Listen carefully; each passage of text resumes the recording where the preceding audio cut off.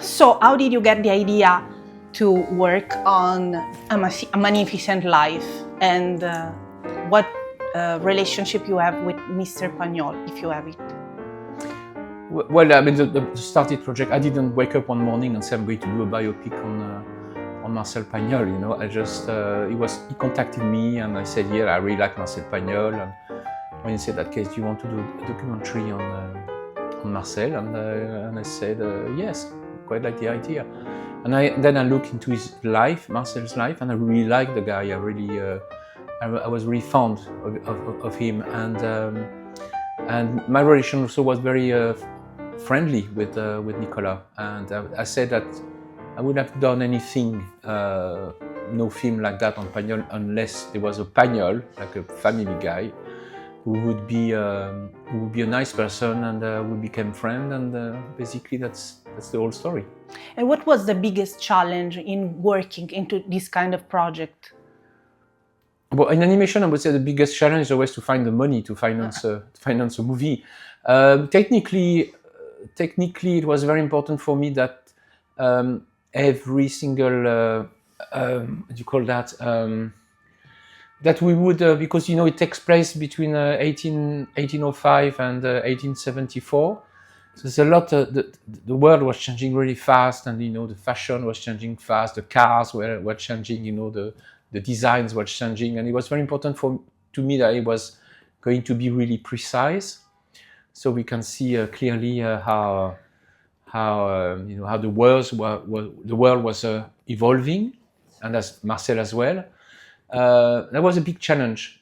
That was a very big challenge, and the other big challenge was to actually make because it's a talkative movie, and it was very important that everything would be well played. That the characters have a way of acting which was going to be convincing.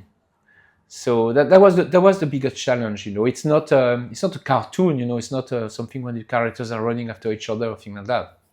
Yes, it's humans talking, basically. Also, the mood you set, it's totally different, in my humble opinion, if you put in Paragon with previous cartoon you did. Yeah, my previous cartoon, they were silent. So every single thing you would express would be with the body.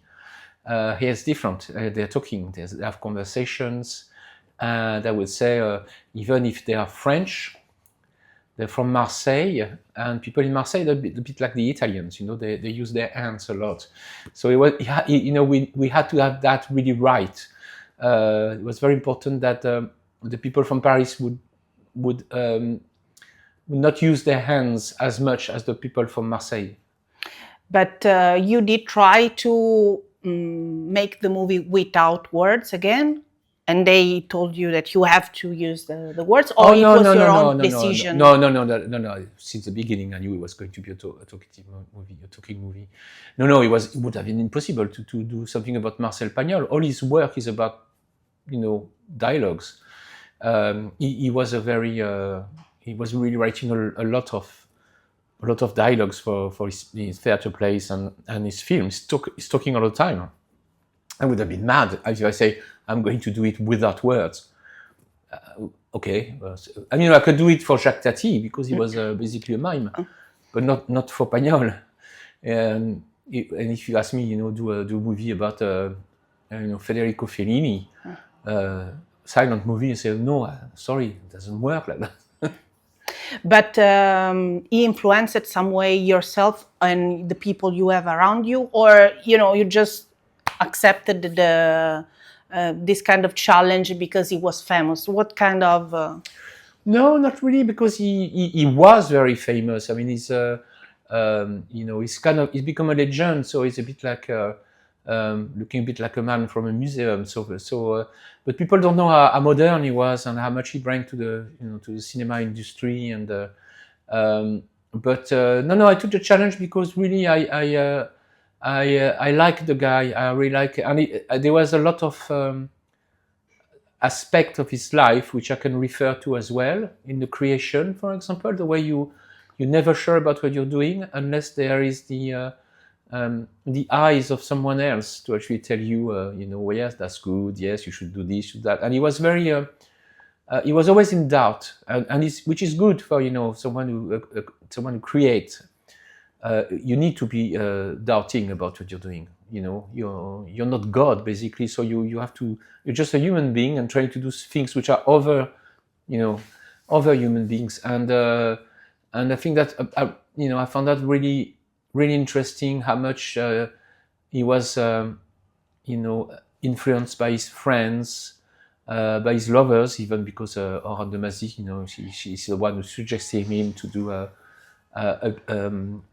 theater play in Marseillais. So it's basically, I found, it was easy for me to actually talk about Marcel.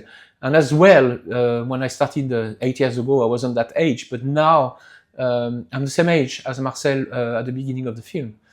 So he's 61, I'm 61, and it's very interesting actually that today we have the same age, and there's a lot of things about also his relation with his mother, which a lot of little boys have. The mother is kind of a goddess. It's Italy especially, and my mother was also she was painting, she was doing a lot of things, she was very skilled. But she was a mother, and I was really impressed by her, and I always wanted to impress her, and that's when I started to draw. I took a pencil and I started to drawing, and I was always watching, showing it to her, and she was encouraging me, and Marcel was the same. The only difference is Marcel lost his mother when he was 15 years old, which is the age basically become a man, and there was a big loss in his life at that point, and probably the relation with the woman he had in his life was very, had the loss of his mother was very important. And what do you think, since you put in Paragon, you and him, what do you think you're gonna leave as your heritage? Well, I don't know. I'm not thinking of that. I like to leave something that I'm proud of. That's very important. That every single film I'm making is not commercially driven. You see what I mean? It's not important the job you do, but how you do it, and all the love you put in it, and the beauty of the geste. Yes, it's very much that. I don't want to leave 1 million films, just a few films that are really changing people's life, which I did with the triplets and the illusionist, and this one is going also, and I want to touch the heart of the people, because which I like. I think that especially with this film, but probably the triplets as well, there's many ways to like it. People are not touched by it the same way. Each person have a different story, and I'm pretty sure that universally, it would talk to the heart of people, but for different reasons. Because people are from Marseille, because that would remind your father. There's a very touching scene when his father doesn't believe in him, and he wants him, say, well, what job are you doing? And he's already famous at that time, and he does his thing, and his dad put his hand on his, and he say, well done, son, or bonhomme, which means sonny. And that's a very touching thing, this kind of thing, and that a lot of people are going to refer to that, because when you're a boy, your father is always overlooking what you're doing, and he was, trying to give you advice in life. And if you go into a career as an artist, something like that, they're always scared, that you might spoil your life, and you never get. And I think that for me, it's a very touching scene in the film, because the moment where he actually goes back, to his father, because they didn't talk to each other for a long time. Basically, his father didn't want him to grow up. I think that's very natural as well. Yesterday we saw a Richard Linklater movie about Jean-Luc Godard, Nouvelle Vague. And it was about the creative process. I don't know if you saw it, about the Abu de Souffle, but it's quite interesting, and we can put in Paragon your job with Linklater. So I just guess, what do you think is going to be interesting for new generation to find out in this kind of experience? Well, it's important. It's very interesting that you talk. Maybe I'm not answering your question, but actually you're talking about Abu de Souffle, because I don't know if you've seen, there's a reference to Abu Souffle in the film when he's talking to the director, the president of the Paramount, with the American guy called Bob Kane, and he says, "Oh my God, Remu, I don't want to hear the reaction of Remu," and the guy say, "Qu'est-ce que c'est Remu?" And let's read the last sentence. What is it? Qu'est-ce que c'est dégueulasse? You see the end of Abu Souffle, the last sentence? Of course, yes. Qu'est-ce que c'est dégueulasse? Qu'est-ce que c'est Remu? Et c'était just like little aparté. So the question was... film enthusiasts, our reason about movies. But the question was, what legacy to the young generations? Yes, which kind of approach they can have, because we know all of that, but let's see people of 20 years old getting into the theater, watching your cartoon or watching Linklater, Yeah, but there's two things I loved, and one or the other, of maybe three things. Maybe some kids are going to say, I want to do animation, because they were moved by the film. They say, oh, I want to do some animated film. Be great. Some kids are going to say, oh, I want to write. I want to write poem. I want to do my career by using the skill of, writing, which would be great as well. And the third one is just kids who would say, good as well, say, I want to see his films. I want to read his books, Marcel Pagnol. That'd be brilliant. I mean, that three things would be really great. And I hope the film can do that. But I think they'd be interested, and also that they are going to realize that modern days are quite slow and boring in a way of creation and inventions.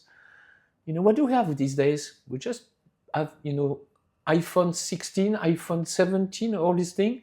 Yes, it's still a bloody telephone. Telephone was invented in the 20s or even that before that. But during the life of Marcel Pagnol, things were going really fast, and they were major inventions. It was really changing the life of people. He was born with the first movie, L'entrée du train à La Ciotat, same year. Then there was the planes, cars, the telephone, I said, radio, talking movies, television. You get that in the life of someone, within a matter, of 20 years. That things were going so fast. And the way as well you can be an entrepreneur and you were free to do what you wanted, which is, it wasn't, they had all of this regulation that you have these days. It was a much freer period, and a much freer for creation and for than it is today. Do you think, just last question, do you think that your presence here in Cannes will drive you at India Award season? I hope so, yes. I hope so. I mean, but I'm not in charge of that. It's definitely the productions who are going to enter. But we're going to Annecy next month, which is already great. So, let's see. Thank you very much.